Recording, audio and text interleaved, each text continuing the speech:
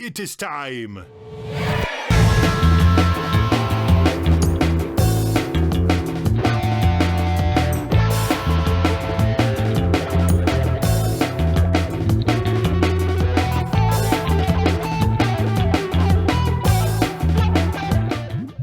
Well, Bon Iver he's just such a insane artist. He, came out, his first few albums were just kind of like really chill folk rock with just like doubled vocals and acoustic guitar and like some cool production stuff. But this album, 22 a Million, came out in like 2016, and it just immediately off the first track just explodes with sound, and it's like some of the most insane production I've ever heard.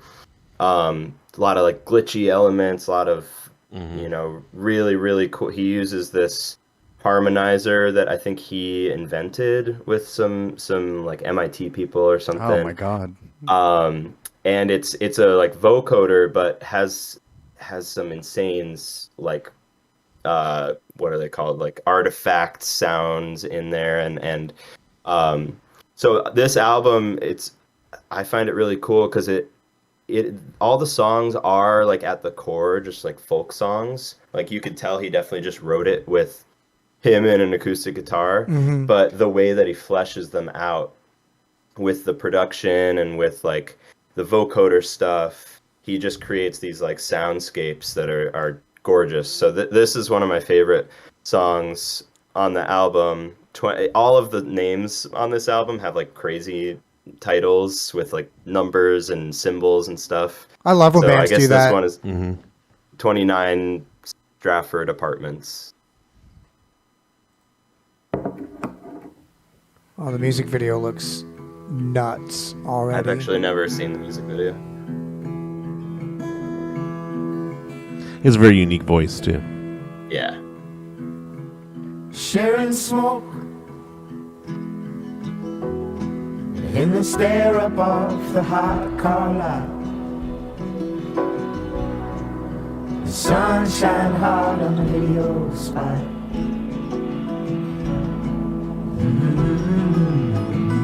Love all those subtle phrasing in the background. I love the warmth of the piano. It's very reverby. I like it. Yeah. I feel like I'm in a bath right now. It's not all in what it seems, and the whole thing's hauled away. It's an interesting way they're doing a lyric video too. Yeah. Oh, I love that harmonizer. Wow. That's so dope. I like how there's staccato between the two words when he did that. Yeah. This could easily just be a guitar and vocals song, Correct. All the ways that he layers it, and with so many elements you can't tell what they are. Yeah, this is wonderful. No, the snowshoe at all yards. Through the cleaning out the door. There's no kissing away. It's two lines happening at the same time. Like, two different lines of words singing at the same time. You're rolling up, you're holding out the ship at the ride. Crazy use of dynamics and volume too. Can I? Just can I?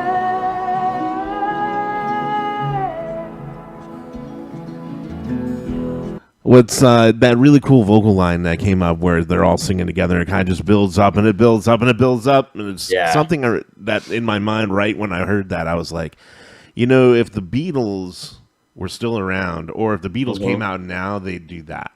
Oh yeah, because that's very like experimental vocal wise, and the way he's layering it and the way that is the volume surging with it and everything. It's kind of just playing with the mixing, and really, really, challenging the recording studio. And I think that's one thing they did a lot of, and it just kind of reminded me of that. It had a kind of Beatles sensibility to it. Mm-hmm. Totally. Yeah, I really appreciate the really bold choices that they made. Like, I feel like when it was that volume climb up, it was also these really dissonant, like, competing voices together that would like clash, but then like as the volume would rise, like it would clash until like right at the last second, and then you'd kind of get this like eureka moment where it would like exactly it all envelop you, and it'd be like, you know, like the shaft of light coming from, you know, the sky, and then like right when that happens, the song like reaches back and becomes subtle again. And I also really appreciated that extremely lush background in the beginning of all those like wisps and like very deep. it's like warm. There's like audio clouds. I don't know how else to describe it. It's really interesting choices. Really cool atmosphere. If you listen closely in the background, there's like saxophones, and that's throughout the whole album. He uses saxophones a lot, and it's mostly saxophones going through that vocoder that he uses on his voice. That's so cool. It sounds like an army of saxophones, right? But it's just going through the vocoder, and that's he cool. uses like the voices on it in really, really cool ways. And then also like even just the first verse, when that first line comes in, it just kind of sounds like a doubled vocal. Like it doesn't sound like crazy, but if you really tune in and listen to it, it's like a lot of affected vocals layered on top of normal vocals, layered on top of like octaves of that same line, you know, the same melody. And he just uses really creative production techniques in the most smooth ways. It's so like you don't even notice how insane it is. That vocoder you were talking about is really unique sounding, because I've listened to a lot of different vocoders, and I use a harmonizer by TC Helicon as well, and it doesn't sound anything like that. It sounds so unique. So that was really cool. Really it's interesting. It's not something you can buy. It's like his own invention. I forget. There's a name that he gave it, but I'm blanking on it. Cool. What made you bring this song in particular to show us on the show today? Well, like I said, I got obsessed with this album when it first came out in like 2016, and that was like right around when I was first starting music school, and it was like super influential to me in just kind of opening me up to weirder music and like production techniques, right? And you know, hadn't really dug into like I started getting into production and engineering when I was in school, and I feel like this album definitely inspired some of that, just like curiosity of like how could I make these sounds, like you know, how does one even start with the process of like going out of the norm of just like put a mic on the drum and hit it and put a couple of EQs on it, you know, like it opened me up to the possibilities of real creative production. But I started listening to it again recently. I have like a, you know, new love in my life, and it like, I don't know, listening to this like just kind of like reminded me of feelings that I was already feeling, and it just kind of like matched a certain energy that's happening in my life recently. And awesome. I've just been like digging in a lot more. What a great way to put it, and what great insight. Thanks for bringing this. Let's keep it going.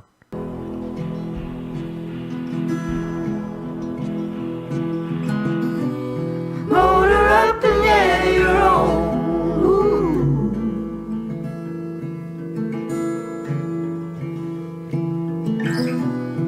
And yeah, you're on your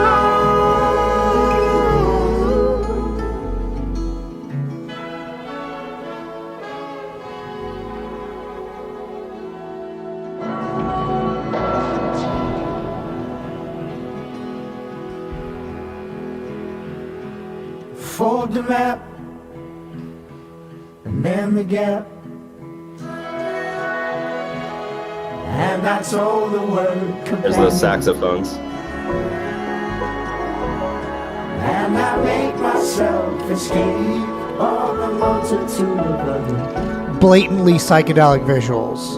It comes always off the page.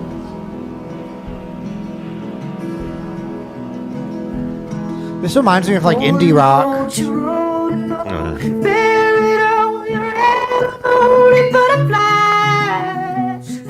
crazy. Only took it to that level. The bottom end on that is crazy. Yeah. It's so deep.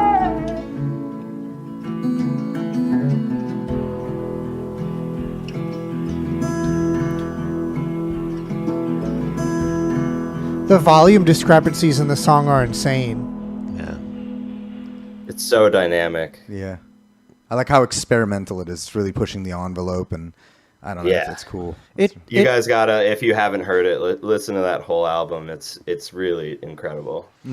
I feel like it's so tough because when you go in the studio for most bands, it's not a common thing and it's really expensive and you have to really schedule it out. And you're in there with like a group of people and those group of people all have to agree on everything, right? And to be in that environment and be as experimental and creative, it takes so much risk and so much trust. Trust in yourself, your team trusting you to make sure that, it's going to go off well. And some of the things in the song didn't conventionally sound quote unquote good, but when you put it like in the song and you put it in the context, it's like so moving and so deep and so wonderful. And it's like some of the things I can't imagine, like isolating it and then like listening to it over and over in the studio and they're like, sounds great, stick it in there. Like, hey, don't you think this is going to be too loud? Make it louder, And then and then while they're making these decisions, like they're paying a lot of money to do that. And it's just fascinating because I feel like a lot of bands can only do this if A, they're so wildly successful that it doesn't matter because they're already making so much money, they can just do whatever the hell they want. Or B, they're doing it like just for the love of, they don't care if people like it, right? Yeah. And so that's why I really appreciate when bands take big risks like that. Well, I'm pretty sure this album. Yeah, I'm looking on Spotify right now. So he came out with 2 albums. One was in 2008. That was like super, just straight up folk. Another one in 2011. That was like pushing it a little bit more, but really just like really good folk songs and like indie rock. And then he didn't release anything for another 5 years until this album.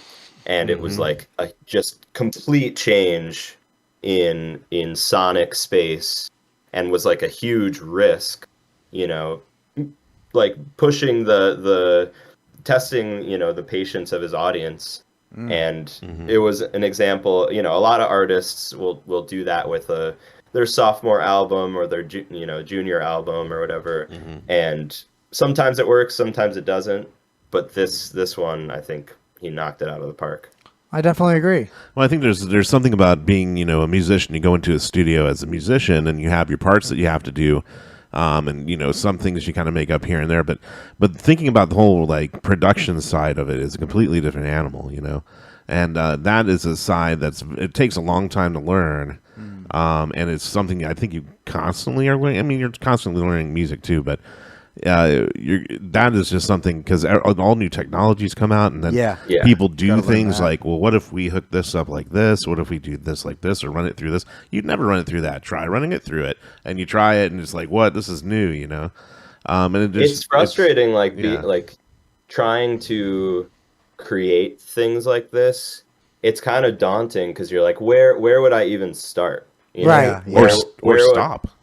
Right. Well, that's the thing is like you just have to start. Right. You just like Eggy, we're working on recording music right now, and we're stumbling upon things we've never done before, and leading up to this kind of time of going into recording, we've really been wanting to like experiment and listening to stuff like this and being like, I don't know how we would even like start with creating crazy sounds. And it's like big surprise. You just have to start. You just have to dive in and like just try something with no confidence that it's going to work and just see what happens. And it takes continue. It takes a huge amount of patience too.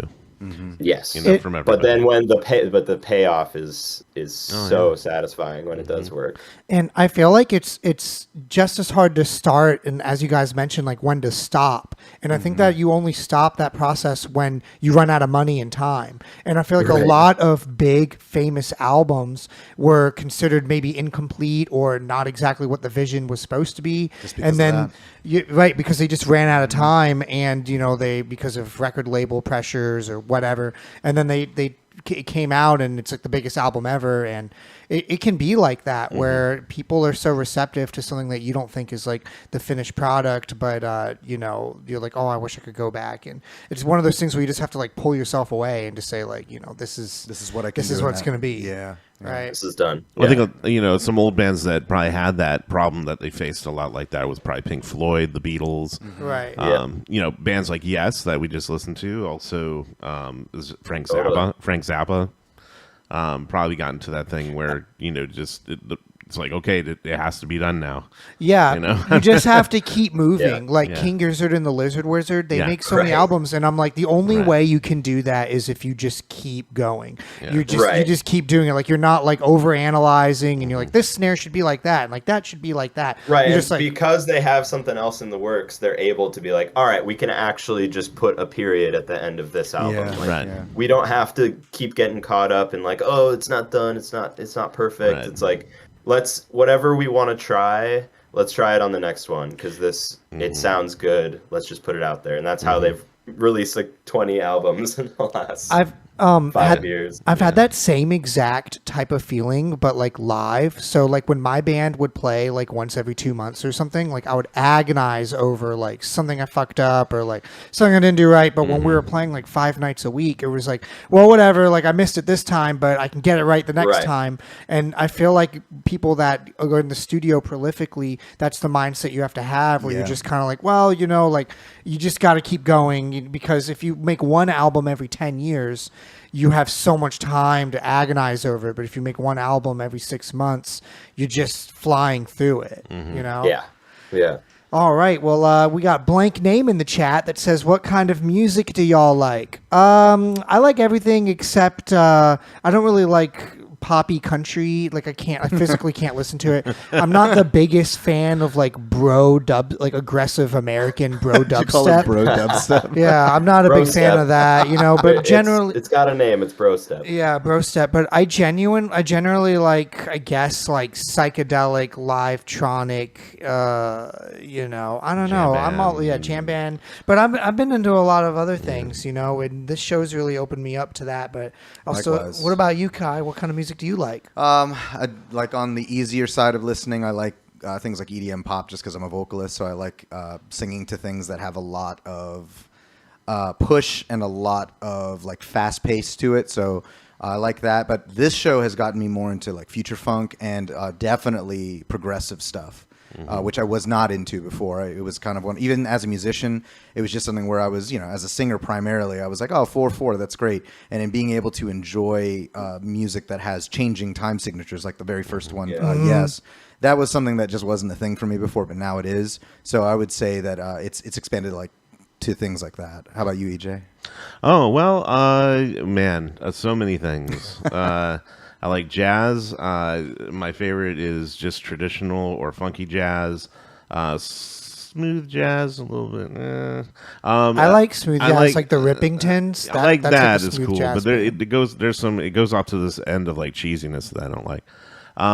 Where it's like, I don't know how to explain it. Just that kind of stuff. And I love traditional country, and I like some fun other kind of country, but not really like new country.